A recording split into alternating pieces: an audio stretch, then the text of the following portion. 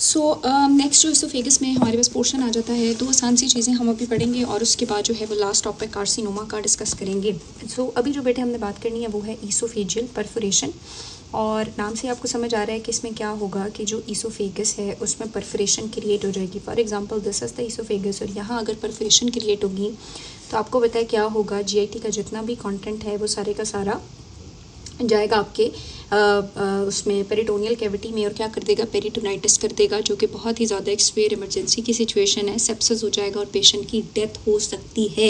इसलिए oesophageal perforation को depending upon the extent and the timing of the injury एक emergency समझा जाता है, और इसको इमीडिएटली ईआर में या आईसीयू में पेशेंट को शिफ्ट करके ट्रीट किया जाता है। ठीक है, इसके बारे में भी बात कर लेते हैं। जो इसोफेजियल परफोरेशन है वो काफ़ी ज़्यादा मॉर्बिड कंडीशन है, और इसकी वजह से होने वाली जो मोर्टेलिटी है वो भी अच्छी खासी ज़्यादा है। ठीक है, उसके बाद कहते हैं कि मोस्ट कॉमन अगर कॉजेज़ की दो एमसीक्यू भी यहाँ से आते हैं। मोस्ट कॉमन कॉज क्या है इसोफेजियल परफोरेशन का, और मोस्ट कॉमन साइट क्या है इसोफेजियल परफोरेशन की, तो ये डिस्कस करेंगे। तो मोस्ट कॉमन कॉज बेटे आइट्रोजेनिक कॉजेज़ होते हैं, यानी फॉर एग्जांपल आप कोई सर्जरी कर रहे हो, आप कोई प्रोसेस या ट्रीटमेंट कर रहे हो इसोफेगस के ऊपर, और उस टाइम ये परफोरेशन क्रिएट हो गई। फॉर एग्जांपल अगर 3rd डिग्री बर्न है और वहाँ एंडोस्कोपी कॉन्ट्राइंडिकेटेड होती है क्योंकि एंडोस्कोपी की गई तो उससे परफोरेशन होगी।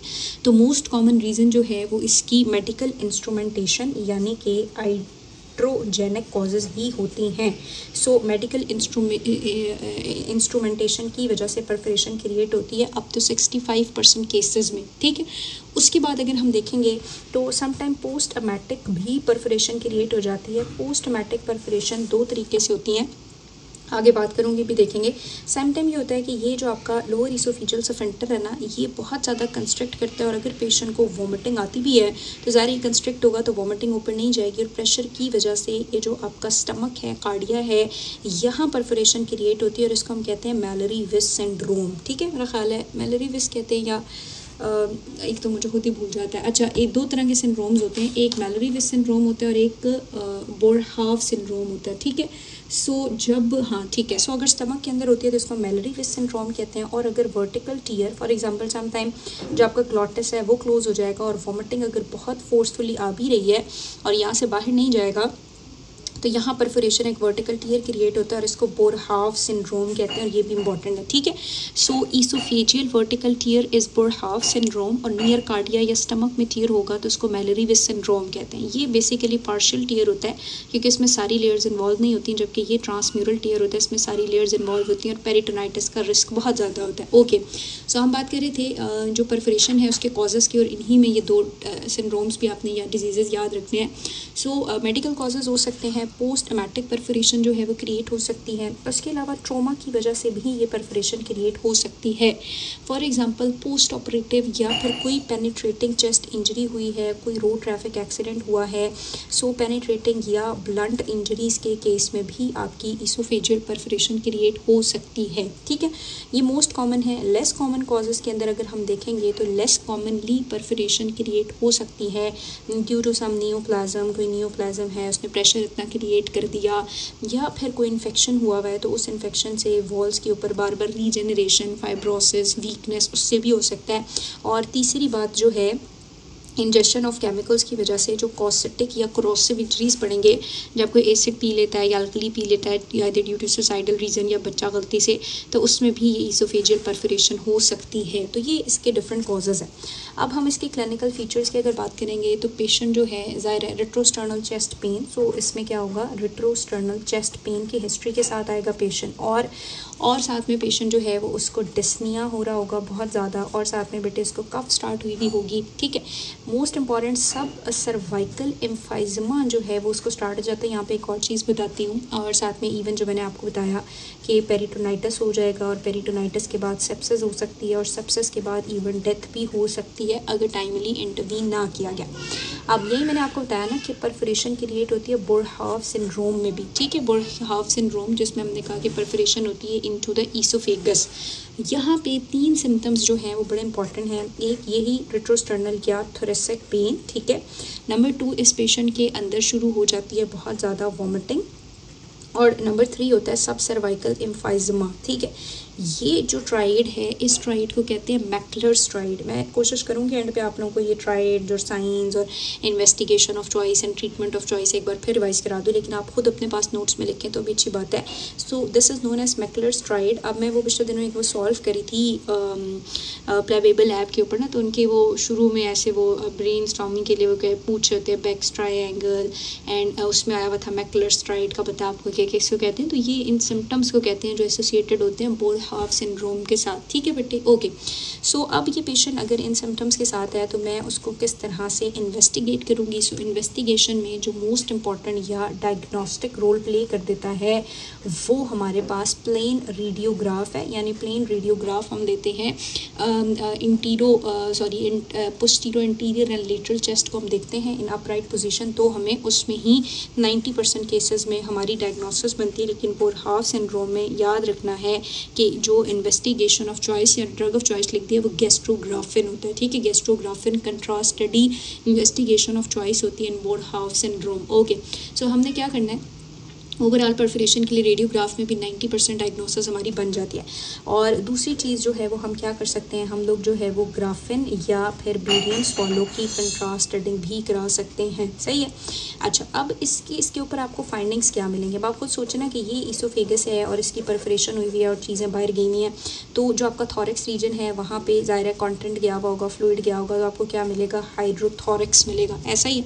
उसके बाद हाइड्रोथॉरिक्स के बाद वो कहता है कि हाइड्रोन्यूमोथॉरिक्स जो है वो भी फाइंडिंग हमारी हो सकती है। न्यूमोथॉरिक्स भी हो सकता है। सो न्यूमोथॉरिक्स हो सकता है, हाइड्रोथॉरिक्स और हाइड्रोन्यूमोथॉरिक्स जो है ये फाइंडिंग्स हो सकती हैं, ज़ाहिर कंटेंट वहाँ जाएगा।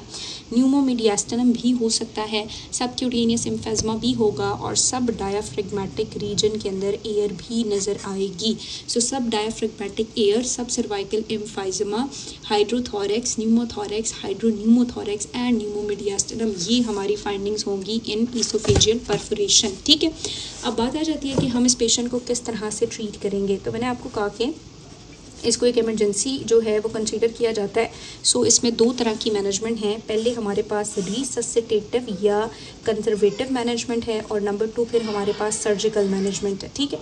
अब ये जो रिससिटेटिव मैनेजमेंट है इसमें हमने क्या करना होता है, इसमें जो है वो हम फ़ौरन पेशेंट को वो कर लेते हैं, एडमिट कर लेते हैं इन ICU। बहरहाल मैंने आपको कहा कि आपने टाइमिंग्स भी याद रखनी है।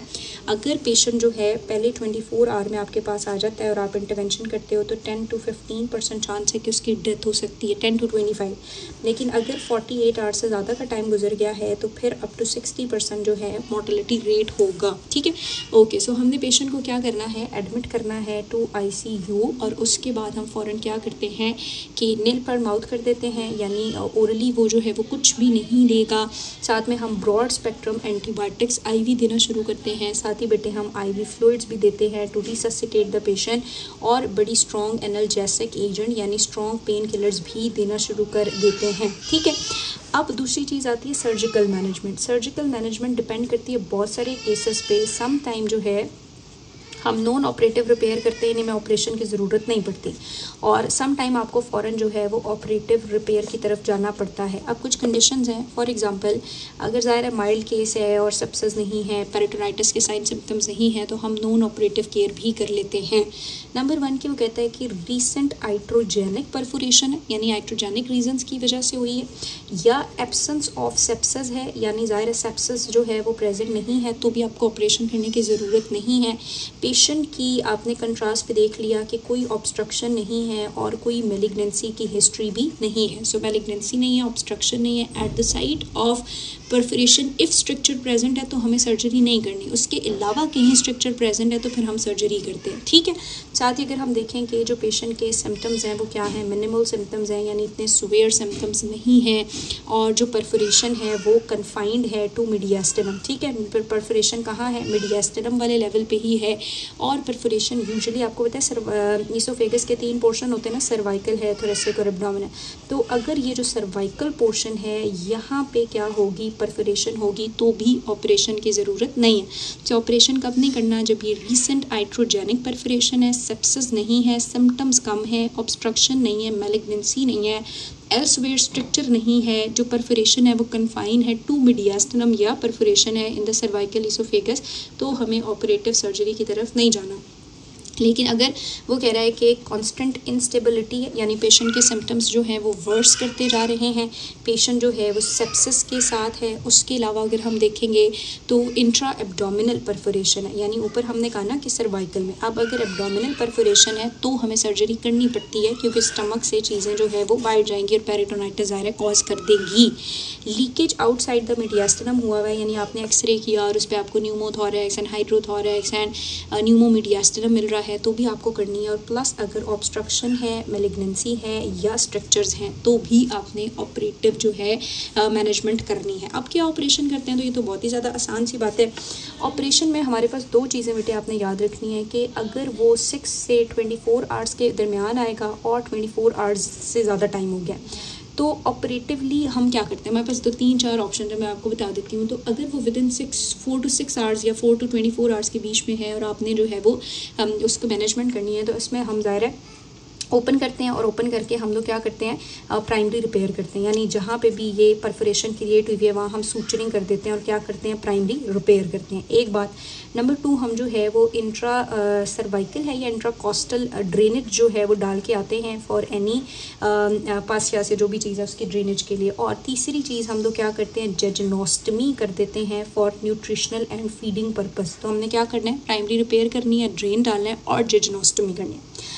आफ्टर 24 आवर्स में सिर्फ ये डिफरेंस आता है कि यहाँ पे प्राइमरी रिपेयर की जगह क्या आ जाती है, ईसोफेगोस्टमी। क्या आ जाती है, ईसोफेगोस्टमी।